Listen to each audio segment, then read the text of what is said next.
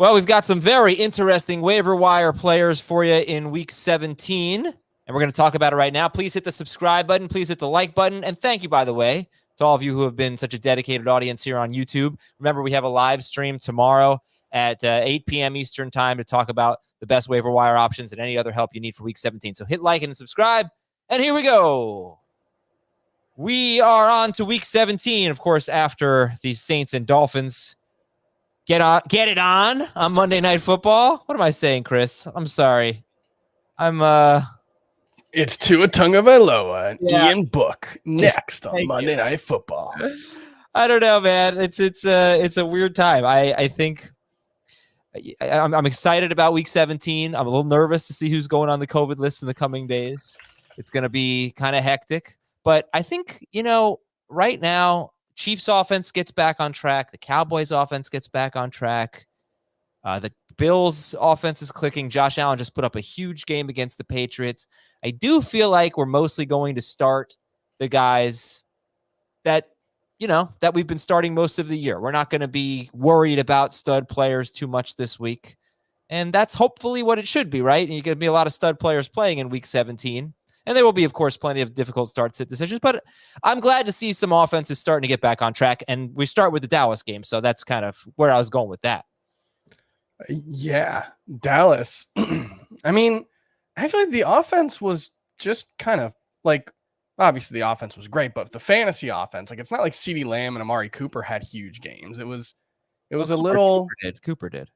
Okay, yeah, fine. Fine, Adam. Yeah. But yeah, it was a great game for Dak Prescott. It was another game where Ezekiel Elliott defied the odds and the haters and had a decent fantasy game. But yeah, I think you feel fine about them. Like, I don't think CeeDee Lamb or Amari Cooper can be viewed as wide receiver ones at this point, but it's only one more week, so it doesn't really matter. You're starting them probably. You're definitely starting CeeDee Lamb, I think, but yeah, I feel good about Dallas's offense. It's a good offense.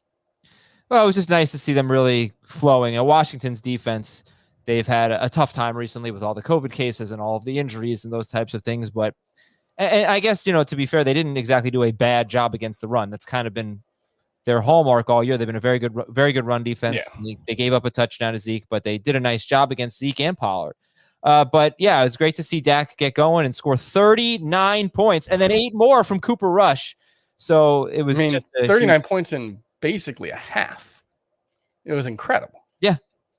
What was the score at halftime? It was 42-7 at halftime. Yeah. And Trayvon Diggs shadowing Terry McLaurin. That was really interesting.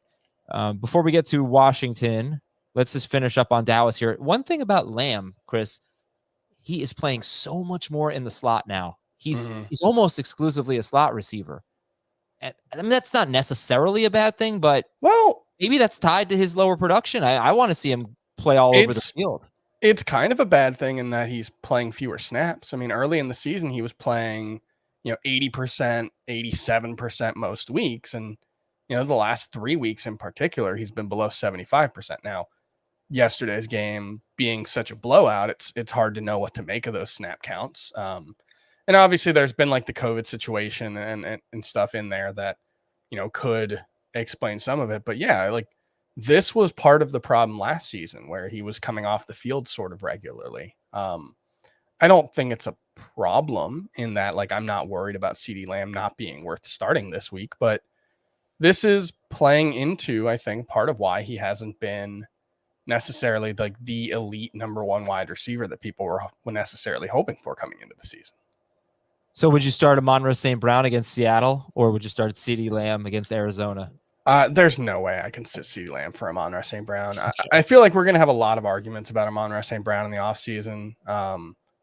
And I will be on the he's not that good side of it. Obviously, the role being what it is right now, I think he is close to a must start. And hopefully you don't have to make a decision between CeeDee Lamb and Amon-Ra St. Brown, because I would imagine they'll both be top 15 wide receivers in my rankings. All right. So Ezekiel Elliott I know Chris is going to start him with confidence. Arizona, bad run defense. It's really more about whether or not he scores at this point. But also, it's just hard to look at the Cowboys stats because they sat so much in this game, but only 10 touches. That's unusual for him. For Washington, again, with Gibson, I didn't see anything about it, but I just have to assume that the score contributed to him only getting 8 touches. Well, and the toe. Right. If it was a closer game, I'm sure he would have had a bigger role, but with the game out of reach so quickly, yeah, he barely played in the second half. It was all him in the first half, basically, when you look at the touches. So I think that's encouraging. He had the receiving touchdown, and they get the Eagles next week. They just played the Eagles, and he had 15 carries for 26 yards and a touchdown, but he did have 6 catches. So if he's healthy, he's much more of a PPR play. How do you feel about McLaurin going up against the Eagles and Darius Slay? And he was terrible against the Eagles. He did have one long catch against the Eagles, but they had no Heineke in that game. They had Garrett. Who was it that game? Was it Garrett Gilbert? That was Garrett Gilbert's start. And it was that Tuesday or Monday start that got delayed. So, yeah, it was you can't feel good about Terry McLaurin at this point. He's a wide receiver 3 with boom potential every week because he's still getting downfield targets. He's still the number 1 target there. But, I mean, he hasn't had more than 6 targets in a game since week 12. He hasn't had more than 51 yards in a game since week 11. It's been a disappointing season. And when you're talking about dynasty, I think he's a really interesting player because he's about to be 27 at the start of next season. And he's kind of settled in as just like a wide receiver 2 over the course of 3 seasons. There's a lot of extenuating circumstances that go into that, obviously, but I don't know. If they don't get a serious upgrade at wide receiver, McLaurin is potentially a sell in dynasty right now. Yeah, a quarterback, you meant, yeah. Yeah, a quarterback, sorry. And speaking of Washington quarterbacks, it looks like two of them are going to play. We're just seeing now Ron Rivera saying that Taylor Heineke will likely start, but Kyle Allen will Heineke will start, but Kyle Allen will probably play next week. All right, and then doesn't make you feel any better about McLaurin. It doesn't, and I wonder if there's any interest in Ricky Seals-Jones or John Bates for next week. Probably not. They are facing the Eagles, and it's amazing. I mean, Evan Ingram with this garbage time touchdown catch, it's amazing. Every week it's a tight end, but I don't know who it would be. Bates got all of his production basically at the end of the game. Yeah, he did play 75% of the snaps yesterday. Ricky Seals-Jones played 45%. I don't know what the split of that was in the first and second half, but yeah, it's I'm not sure I would want to trust either, but I think they might both be in the top 24 just because of the matchups, just probably 20 to 24. I think we'll have an interesting discussion about Dalton Schultz next week. He is on fire right now, but Arizona has been great against tight ends this year, but he's going to be a start. It's just going to be a matter of who do you start him over. Yeah. Don't forget to read the newsletter, cbssports.com/newsletters. You can see all of our newsletters. The Fantasy Football Today newsletter is written by Chris Towers. It's straight into your inbox 8 times a week. Injuries, starts, sits, anything that is relevant, you're going to find in that newsletter. It's all free, cbssports.com/newsletters. News and notes. We know James Robinson tore his Achilles. X-rays. Yeah, it stinks. X-rays were negative on Clyde Edwards-Helaire's collarbone. And so the first topic that we're going to have today is who is the best waiver wire running back to pick up. So we're going to be looking at Jacksonville. We're going to be looking at Kansas City. We're going to be looking at Philadelphia for the most part. Although Miles Sanders may play. I know. That's part of the discussion. So he has a broken hand. Jordan Howard a stinger. And that's going to make things very annoying, basically. Mm-hmm. We'll see. Adam Thielen left in the second quarter. KJ Osborne could be out there. He could be a good option at Green Bay. Darrell Henderson left with a knee injury. We'll talk about Sony Michel later. On his, first touch? I know he only had one. So third snap and his first touch. Yeah, that's bummer. Sony Michel, a big winner yesterday, even without the Henderson injury. Yeah, right. He was dominating the carries regardless. Allen Robinson is going to return this week facing the Giants. Baltimore cornerback Anthony Averett left. He's one of their few experienced guys. He might play this week. We got a lot of offensive line issues for the Colts. Yeah. Hopefully they can get the interior of their line back. But Quentin Nelson, I believe he's not eligible to play this week, right? Oh, I don't know. I'll look that up. Yeah, look it up. I thought that's what I saw, that he was unvaccinated. So let me make sure. And left tackle Eric Fisher left on Saturday. So did Nelson's backup, Chris Reed. And now Braden Smith, another starting offensive lineman, he's on the reserve COVID list. Ryan Kelly was out for personal reasons. Hopefully he can come back. Tragic situation for him. So they have a pretty beat up line. They are facing Las Vegas. I don't think it's going to change any of your decisions, but if you have Jonathan Taylor, you certainly want some of these guys back. And the Rams lost a pretty important piece, linebacker Ernest Jones, as they face Baltimore this week. They also lost center Brian Allen. And we're going to have a lot more news coming in throughout the week. Okay, then. Let's get to our 5 big topics. Hey, what's going on? Let's bring in Jacob Gibbs. What's up, Gibbsy? What's up, man? Got another Chiefs win. Yeah, you loving it. Is that a Chiefs? Just a Chiefs sweatshirt or just the cool color? No. Okay. Yeah. Be a pretty. I cannot be a very cool sweatshirt if it wasn't a Chiefs sweatshirt. It was just yellow and red. It just happened to be a coincidence, and you found it. Did you ever have a starter jacket? You guys too young for starter jackets? Too young. I definitely had a Dolphins starter jacket at one point when I was a kid, but I don't know where it is. Oh, Probably wouldn't fit. You could probably anymore. sell that thing. Might fit Azer. They go for they like, I've looked into buying like an old school starter jacket, and they're expensive, man. Where should I go? Should I try eBay? Yeah, probably eBay or thrift stores. But yeah, no, can't find any. Quentin Nelson was not vaccinated at the start of the season. I do not know about now, so that one's kind of up in the air at this point. Somebody around the Colts will hopefully report that. Let's see if I can get a Kansas City Chiefs starter jacket on eBay. Let's see how much it's going for. We'll get this for Jacob for his Christmas. I would be surprised if you could find an adult one for under 100. I'm seeing $120. I got $90, but no, this isn't a starter jacket. Yeah, $120. All right. Merry Christmas, Jacob. No, you're not getting that. Our 5 big topics. Number 1. Who is the best waiver wire running back this week? Chris, you wrote an early waiver wire story, so who do you think the best one is? I think, based on what we know right now, I'm not particularly interested in any of them. But ooh, I mean, like, it's Dario Ogunbowale in the worst offense in the NFL, and he's not, I don't think, a good player. He averaged 11 PPR points per game in his 2 starts last season. Or you've got what seem to be clear splits in Kansas City and Philadelphia. My gut would be that Boston Scott should be the number 1 priority, but he also only scores touchdowns against the New York Giants. That's true. And he had the New York Giants yesterday, so he's not going to face them again in week 17. He scored twice against the Lions, right? Yeah, he did. Sure. Yeah. That was just a joke. Yeah, but it's there's some truth to it. He's killed the Giants. It's weird. But with Jordan Howard dealing with a stinger, maybe he's limited, maybe he's not able to play. Then I think Boston Scott, likely does become the lead back, although I don't think he would just be the only back. We'd see plenty of Kenneth Gainwell as well. But yeah, I think if you have to pick right now as of Monday afternoon, Boston Scott looks like the best option.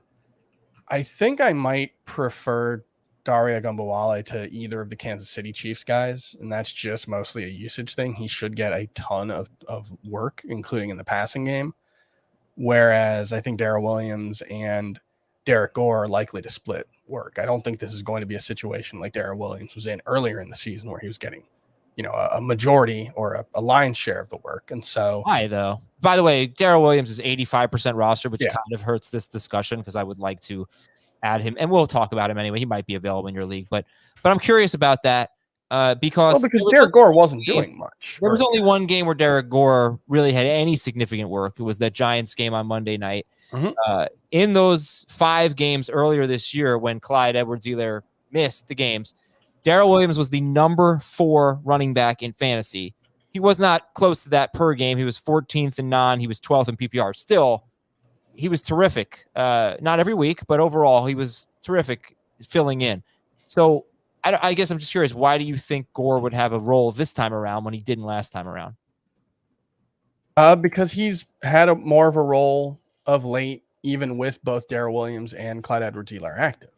Obviously not in week 15. He didn't play a snap, but weeks 14 and 16, he played at least 28% of the snaps in both games, had at least 9 targets. So I do think he's earned a bigger role. At least Maybe he had at least what? 9 carries and 28% of the targets. Now, one of those was a big blowout with both Williams and Edwards-Helaire healthy, and then Edwards-Helaire left yesterday's game. But I have to imagine he's earned a bigger role. And it's not like Darrell Williams was like so impressive in that time, especially as a rusher. I think Derek Gore has looked a little better as a rusher in the opportunities that they've had. Williams will get goal line work, and I think he'll get passing game work. I guess I would rather. We'll see what the rankings look like. I guess I would rather start him than Darrell Williams. But Gore than Williams? No, Darrell Williams. You'd rather start him than Boston Scott. Excuse me. Oh, okay. My brain gets messed up sometimes. Boston Scott. What you're saying? Let's say Miles Sanders is out. Who's number one? I think Darrell Williams probably. You'd rather start Darrell Williams than You'd rather start Darrell Williams than an Eagles running back. What you're saying? So. If Sanders, okay. All right, Jacob. How about you? Yeah, I think what Chris said makes sense. I think Williams would probably be the top guy, but like you alluded to, he's not going to be available in most leagues. I think Scott would be my clear next preference. Although the usage for Dare Ogunbowale was really, really good. He played over 90% of the snaps, I want to say, after Robinson went down, and ran a route on 25 of 32 dropbacks, which is a 70% route involvement rate. And so like I tweet out the running back route involvement rates each week, and that normally would lead like the entire running back position most weeks. And I'll point out, he had 14 carries in each of his 2 starts last season with 12 targets in 2 starts. So the usage, there is evidence of his usage being that. Obviously it's a different coaching staff, but he is a guy that has earned a lot of trust in the passing game in the past. Yeah. So I would think he's going to have a role there. Because they're facing the Patriots, and they could obviously lose by, they could lose by 30, but they're favored. They're 15-point dogs. Yeah. Jacob, continue though. What were you going to say? I think he's someone that you can pick up and feel reasonably confident starting. If we're looking at the same type of situation where he should, be seeing a ton of targets and routes while playing from behind, like we talked about there. I think there's more upside with somebody like Boston Scott for sure, just because of the limitations of Jacksonville's offense. Yep. So yeah, I think I would probably order Darrell and then Scott and then Dare. Don't have really much interest in Derek Gore. I think his involvement has mostly just been because of the blowouts and kind of weird game scripts that he's got involved in. But he has looked good, and like Chris said, he has played well, so it's possible that he gets more. But I think what we saw previously was mostly that it was Darrell's job when Clyde went down. Let's give a few numbers here. We look at Ogunbowale and what you might expect in terms of carries or touches. Well, the last 2 games since Urban Meyer got fired, it's been about 18 to 20 carries for the lead running back. Robinson had 18 carries 2 weeks ago, and last week Robinson had 3, and then Ogunbowale had 17. So that's great. One of those games was a blowout loss. That was the Houston game.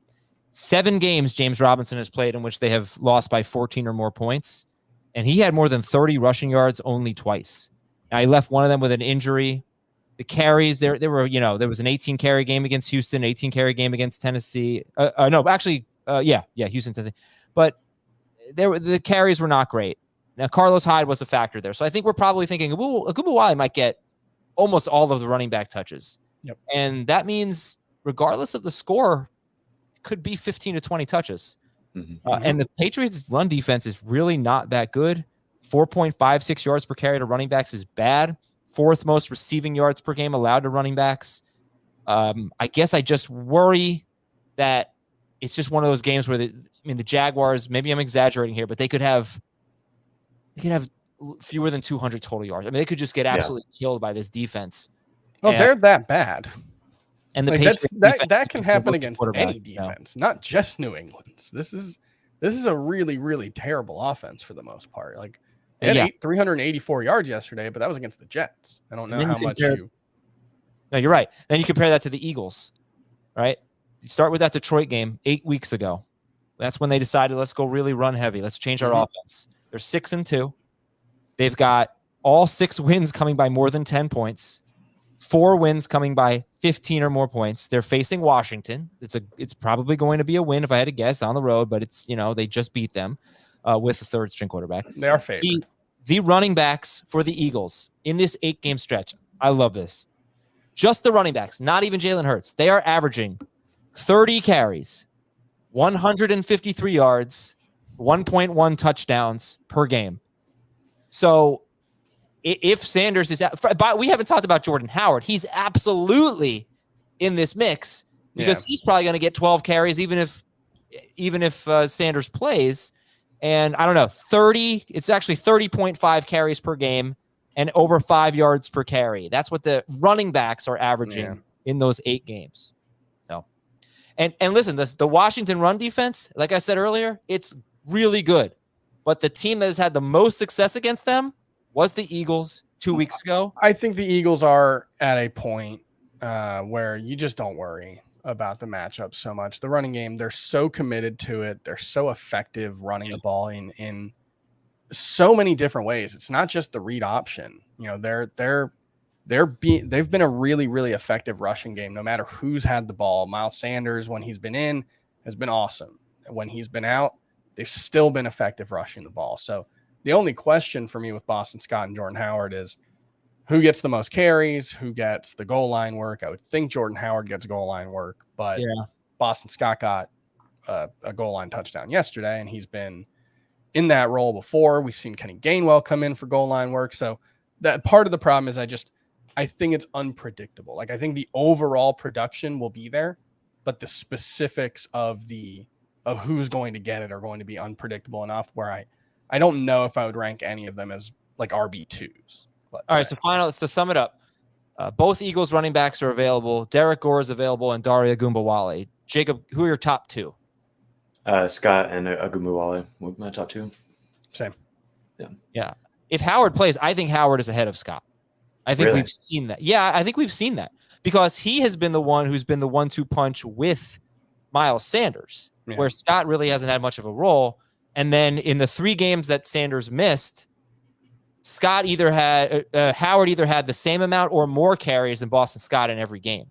So I've really seen it as Sanders is number 1 on the depth chart, Howard's number 2, and Scott's number 3. I mean, that's kind of the way it's looked anyway. I think they'll split carries pretty much. Oh, they will. Yeah. It might be like 16-13 or something. Yeah. All right, Jamal Williams is going to be part of this, but he's 73% roster, and we got Waiver Wire Show tomorrow. Let's go to our next questions from Neil Slayton. Who will be the surprise player to win people championships this year? Last year, I won because of the Nelson Aguilar suggestion from someone. I don't know who it was. Oh, that's you know what? I think Josh Palmer is a good choice for this question.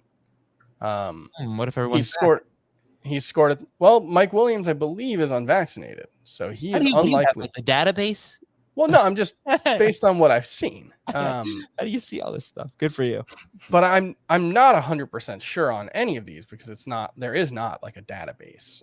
But if Mike Williams is out, Josh Palmer scored a touchdown in the game that Keenan Allen missed. He scored a touchdown in the game that Mike Williams missed. I think he's a pretty good player. So yeah, I think Josh Palmer has a chance to be that. And I think Isaiah McKenzie. We do know Cole Beasley is unvaccinated. And Gabriel Davis. Right. They will not be playing in week 17. I saw the database on that one. So, I think Isaiah McKenzie is in a great spot. I think he was second on the team in routes run, but it was like 42 out of 49 pass plays or something like that. He was on the field a lot. They looked to him a lot. He's certainly a more dynamic and explosive player than Cole Beasley. So you don't want to overreact too much to one game, but I think Isaiah McKenzie, the usage that he had yesterday was very encouraging. And I think he could be that guy if you're looking for like a wide receiver 3 or 4. And the Buffalo is facing Atlanta. Jacob, who's your surprise guy?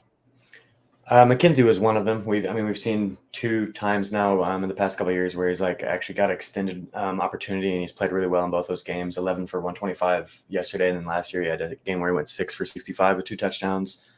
And his rates are pretty decent in terms of his ability to draw targets. And so I think he's exciting. Another guy who is going to be contingent on his teammates' health is Braxton Berrios, who had the big kickoff return. And like you talk about like per route rates. Braxton Berrios is insane. It kind of has flown under the radar because he hasn't really run enough routes to qualify. But over the past 2 seasons, he ranks 9th among 114 qualified receivers in targets per route run rate. Just below Deebo Samuel and above Justin Jefferson and Tyreek Hill. Sure. Right. And he's 28th in yards per route run among 114 receivers during that time. So it's not like, I would not have expected that. I was like, okay, he draws targets at a high rate. No surprise, he's running these really short routes. Who else are the Jets going to throw to? But the efficiency on those targets really surprised me. Playing for the Jets and running such short routes, he's actually been pretty efficient with his targets. And then he's playing a Tampa Bay defense that just funnels targets to the slot in the short area of the field. So I think he's somebody who honestly is like a priority add if Elijah Moore is not going to be back and if Jameson Crowder is not going to be back. And then the other guy is Mo Cox. Jack Doyle got hurt yesterday, and I don't know if he's going to be back for week 17. And Mo Cox ended up playing 91% of the snaps and ran a route on 23 of 31 dropbacks. And he's another player who has been pretty dang efficient when he's been given opportunity. He ranks and the same thing as Berrios. We don't have a large enough sample size this year, so I just took the past 2 seasons. And during that time, he ranks 9th among 47 qualified tight ends in yards per route run rate and is 18th in target per route run rate. Obviously, always a threat to score in the red zone as well. So those would be my 2 guys, along with McKenzie. And the Raiders, that's Mo Cox's matchup. Right. Give it the 3rd most fantasy points to tight ends.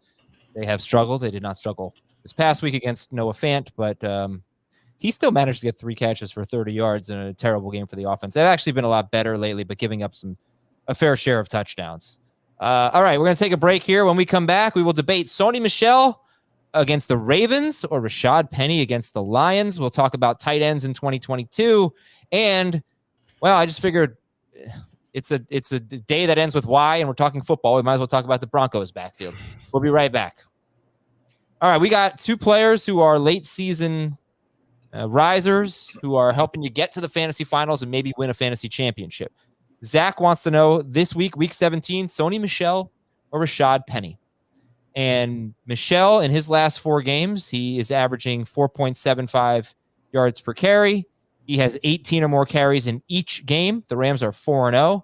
He will get one of the better run defenses, though, in the Baltimore Ravens. Penny has 135 or more yards in 2 of his last 3 games. And he's facing the Lions, who give up the 3rd most fantasy points to running backs and 15 rushing touchdowns in 15 games to running backs. Jacob, you're up first. Michel at the Ravens or Penny against the Lions? I don't think it's much of a debate, really. I think it's easily Sony Michel. His usage is way better, and then also his offense is way better. Of course, the matchup is great for Penny, and like it's well within Penny's range of outcomes to outscore Michel. He does have upside, but like we saw 90% snap rate for Sony last week. He has 74% route involvement rate compared to, Penny only ran 11 routes, and that's been kind of consistent. They're kind of taking him off the field on passing downs. He had a 37% route involvement rate, 55% snap rate, and that was in a game that they were pretty much leading throughout, which I would expect them to be against Detroit too. But still, it seems like there's a clear cap on his route involvement and the amount that he's going to play, which kind of caps his carries as well, whereas we don't have that with Sony. So I think much safer play is Sony, and I think he also brings similar, if not higher, upside just because the Rams bring so much scoring upside compared to Seattle's offense.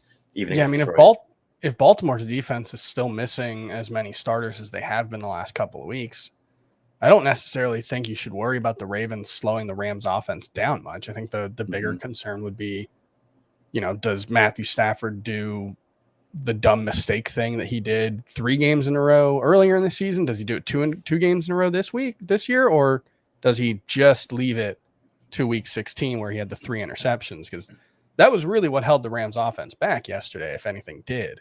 I think Michel is pretty much locked into 20-ish carries, certainly 20-ish touches.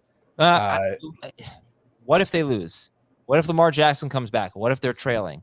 Because I think this would be he's still running a ton of routes. Yeah, right. Even when Darrell Henderson was active in week 16 or 15 and played most of the game, or was active for the whole game, I think Michel still ran 64% of the routes. So I don't really think he's all that game script dependent. I guess we haven't seen him in a significant role in a game that they've lost. No, but we have seen Henderson, and he had 3 to 5 catches in all 4 of their losses. Yeah. So I think Sony Michel's just going to kind of be used in that same way. The way the Rams have worked is when they've had a lead back, they've had a lead back. And that lead back's gotten, about 80% of the snaps most weeks. So I think Sony Michel's going to be in that role. He's in a good offense. And I think he's going to get, what's the floor? Like, is he going to get less than 15 carries? Well, look, I know you can say that. I get it. But let's just look at the last 4 running backs who have gotten significant carries against the Ravens. Najee Harris had 21 carries for 71 yards. Nick Chubb had 17 carries for 59 yards. Mm-hmm. Aaron Jones had 13 carries for 58 yards, and Joe Mixon had 18 carries for 65 yards.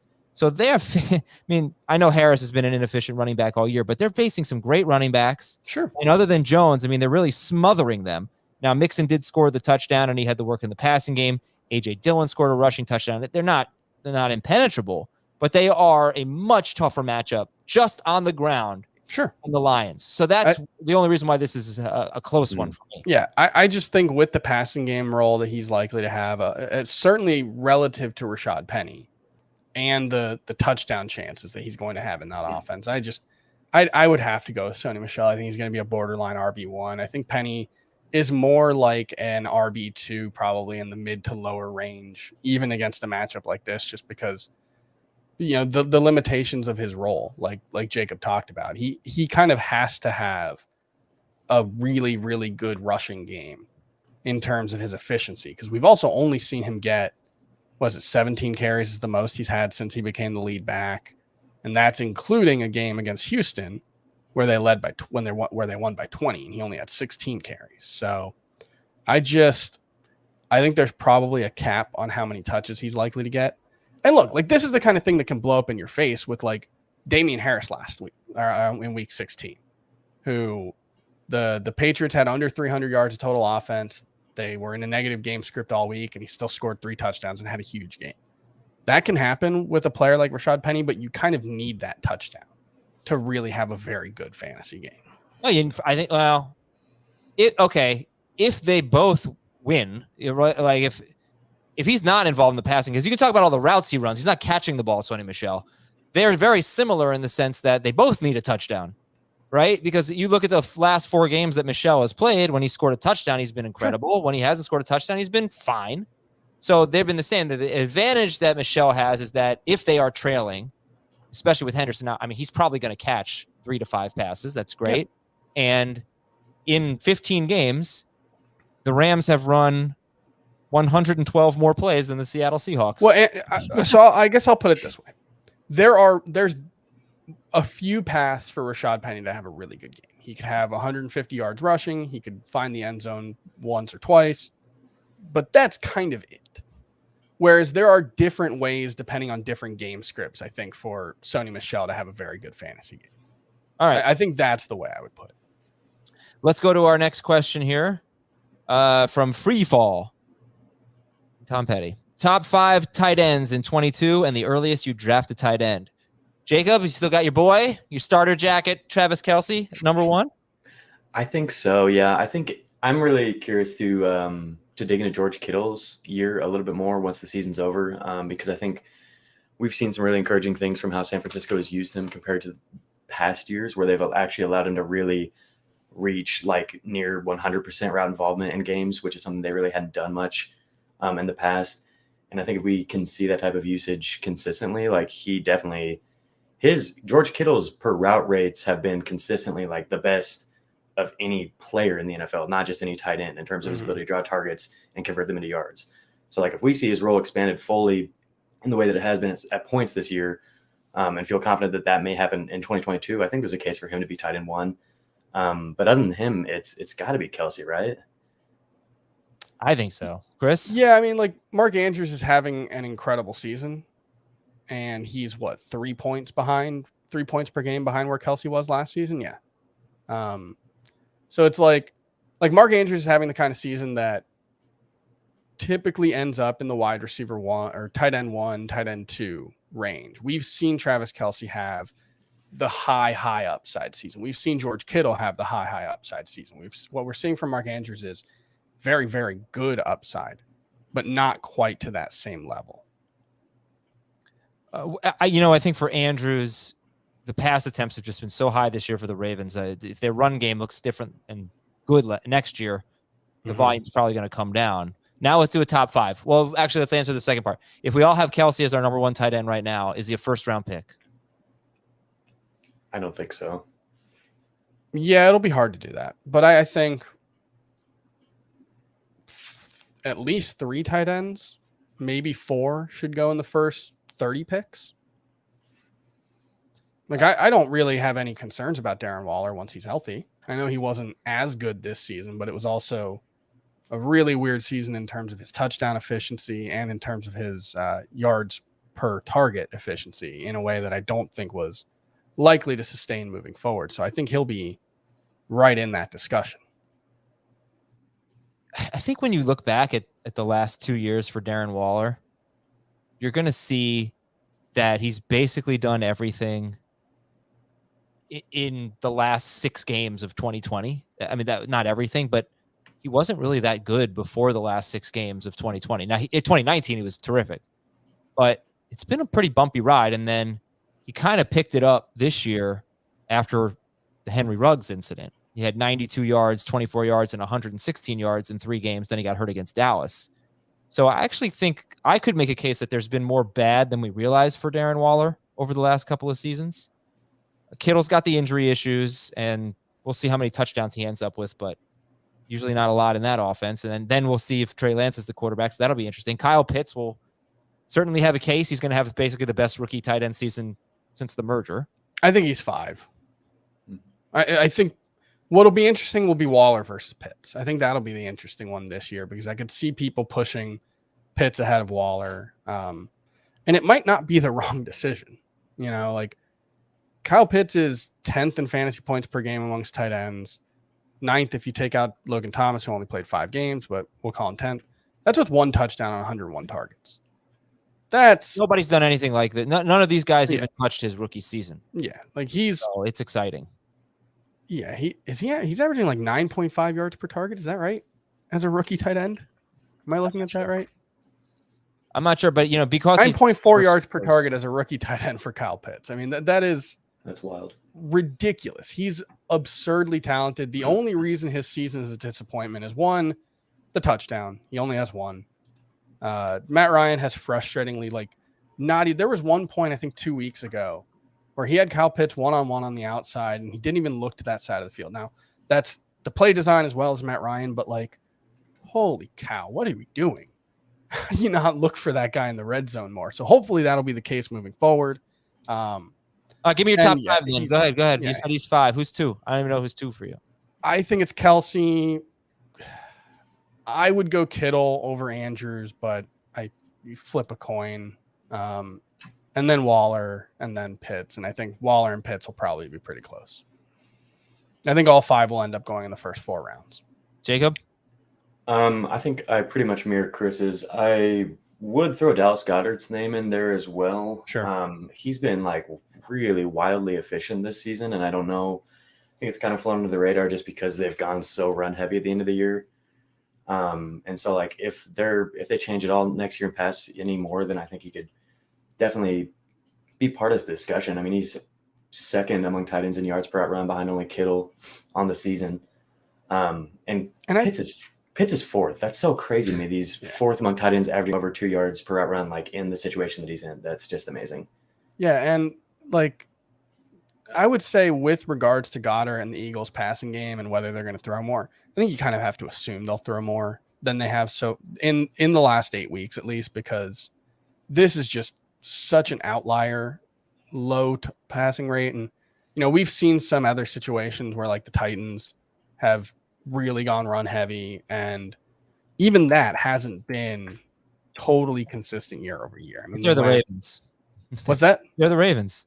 Right, or the Ravens this season. There are things, right, but there are things that can happen that can turn a low pass volume team into a high pass volume team, or at least a middling pass volume team. If you go from the lowest pass volume in the league to the 25th lowest, that's still probably 70 or 80 more pass attempts over the course of a season, based on the way the last few seasons have worked. So I do think you should assume that we'll see more passing from the Eagles over the course of next season. Then, maybe the defense takes a step back, whatever happens. Like this is, outliers tend to regress to the mean from one year to the next. Yeah. And so I do expect them to throw more, but yeah, his Dallas Goedert's pace since the Zach Ertz trade is 965 yards on 89 targets with only 4 touchdowns. So it's the touchdowns that are really holding him back. He's been kind of like Mark Andrews. Yeah, but you know what? Take away the one game from Minshew. That was like 100 yards and 2 touchdowns. Sure, it was 105 yards, but even if you take that away, he's still averaging 55 yards per game. I mean, you're still talking about close to 900 yards over a 16-game season. I don't think he's in the Pitts Waller range, but I think he probably should be 6. Oh, okay. I mean, I think Hawkinson will have a case. Maybe Fant if they have a big quarterback upgrade. Gronkowski's been 4th best per game in PPR this year. Let's go to our last topic. Denver at the Chargers this week. And the Chargers really were playing pretty well against the run until Rex Burkhead just crushed them. Last week, it was weird. In fact, I even heard the broadcasters talk about how the Chargers acknowledged that since their bye week, they felt like they had a pretty good run defense, and they were. Look, you can't hope to. You can only hope to slow Rex Burkhead down. Yeah, as soon as David Johnson was out, I was like, uh-oh, they're in trouble. So this was also I read on ESPN. According to ESPN stats and information data, the Broncos ball carriers were hit at or behind the line of scrimmage on 13 of their 16 run plays against the Raiders in week 16. That's 81% of the time somebody was in the backfield. So terrible game for Gordon and Javonte. You got a touchdown from Javonte, but that's it. And you only had 16 run plays. So Jacob, at the Chargers next week, do you trust the Broncos? Does it matter who the quarterback is? Can we, because Javonte, Melvin Gordon, these are guys we get questions about all the time. How are we approaching them as we start week 17? I wish we had a more clear answer, but the usage we saw this week was really honestly discouraging. At least for Javonte, who had started to seemingly separate himself a little bit, but really he wasn't in week 16. He wasn't playing more on passing downs or third downs or anything like that. He wasn't. I mean, it was basically back to a even 50-50 split. And so, trust these guys? No, I don't trust them. Even with what we saw Rex Burkhead do, I think they're low-end RB2s. I would rather start Penny for sure. Like we talked about earlier, I don't know. I have a hard time trusting either of them after what we saw in week 16, really, even with a good matchup. Here's the thing. They ran 42 offensive plays yesterday.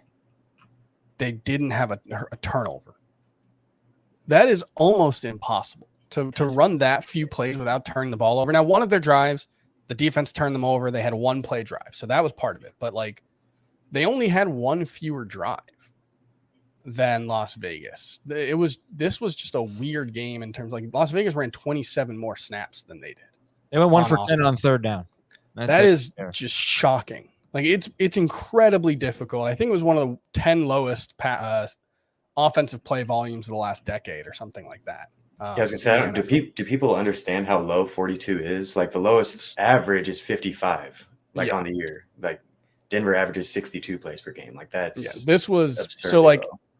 In terms of snap counts and snap percentage and route share and all, I don't know how much you can take away from it just because the number itself was so low that you don't know what the game plan was and so all of that. This is one of those games where it's almost impossible to take much away just because it was such an outlier performance in terms of the volume that this offense had. But that being said, I think you kind of have to view Javonte and Gordon as I think at best mid to low end RB2s. They should have more volume next week. That's been the case, in the past, but there have also been games in the past where Javonte Williams has had 8 carries and 9. I mean, those were earlier in the season, but he's not necessarily a guarantee for more than 15. I think it's unlikely that he gets more than 15 in any given week. So you're hoping for 4 to 5 targets. You're hoping for a touchdown, and all those things, have been there for him more often than not of late for Javonte. I really, that's what I'm hoping for Teddy Bridgewater. Hopefully. Bridgewater will check down to him. Locke probably not as much. And Bridgewater's just better. Yeah, of course, right. You need their offense to be better. You need it to be competent and capable. And I am forced to start Javonte Williams in a league, but I don't want to. But yeah. I think Penny over him is an easy call. It's also unfortunate that I don't think Teddy Bridgewater should play, given that he's had the two concussions and had to go to the hospital. But but I think there's risk there. I think there's risk there. But the doctors would know, and these guys, this is their livelihood. I mean, I think I debated this with Dave. He was talking about the Giants sitting Barkley or whatever, and it's like, this is what they do. This is what they do. They want to win. This is their job. This is their life. They want to play. If they can play, they're going to play. Oh, I agree. I'm also just not sure Teddy Bridgewater is going to be cleared by that. Yeah. We've seen several situations this season. J.D. McKissick being one who was placed on IR because of a concussion. Miles Sanders is out this week. Well, there you go. So Boston Scott or Javonte Williams? I would probably go with Javonte. Eagles guys. I think I go both Eagles guys. Well, I'll tell you what. If Bridgewater's back and it's full PPR, I would probably go Howard, Javonte, Sanders. In any other scenario, I'm sorry, Howard, Javonte, Scott. I'd probably take the Eagles guys. But I have to think about that. I think I'd probably go Javonte, but I think it'll be close. I think they're all going to be in the low end RB2 range for me. Dario Ogunbowale or Melvin Gordon? I